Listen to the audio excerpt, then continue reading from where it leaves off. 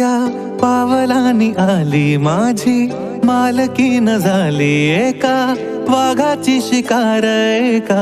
हरणीनं केली दबक्या पावलांनी आली माझी मालकीन झाली